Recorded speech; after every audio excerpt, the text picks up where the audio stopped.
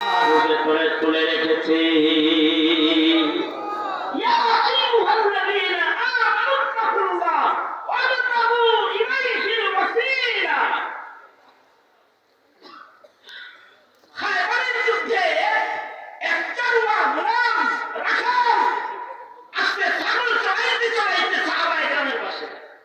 এটি আমার আলোচনার আজকের শেষ কথা। মুরব্বীরা কথা বলবেন, আমি মনোযোগ আকর্ষণ করছি আপনাদের।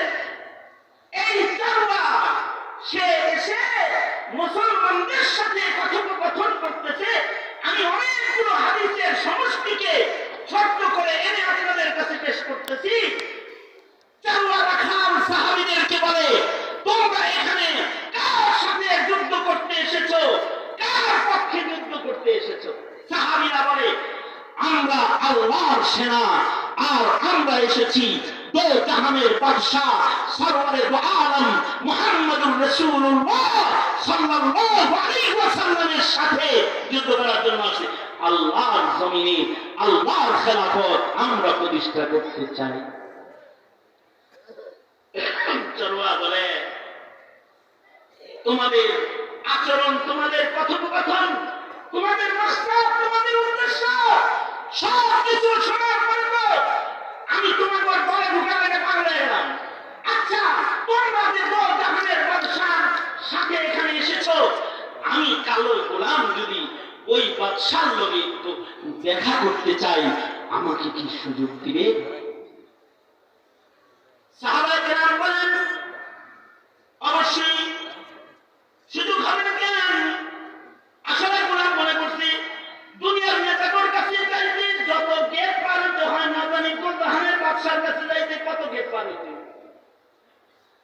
কারণ এই যুগের চেয়ারম্যানের কাছে ঢুকতে হলে 7 গেট, এমপির কাছে ঢুকতে হলে 11 গেট, মন্ত্রীর কাছে ঢুকতে হলে 30 গেট, আর হাসিনার কাছে ঢুকতে হলে 9 গেট। এই তো দশা পেলে না জানি বাদশার কাছে যাইতে না জানি কত গেট পার হইতে হবে।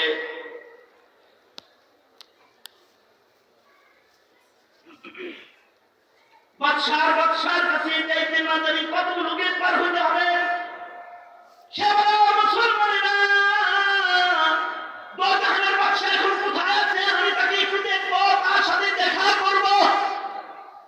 মুসলমানরা বলে, ওই ছোট্ট তাঁবুর ভিতরে একজন খেজুরের কাটাইয়ের উপরে বসে আছেন, তিনি হলেন সাইয়্যিদুল মুরসালিন রাহমাতুল লিল আলামিন মুহাম্মদুর রাসূলুল্লাহ সাল্লাল্লাহু আলাইহি ওয়াসাল্লাম।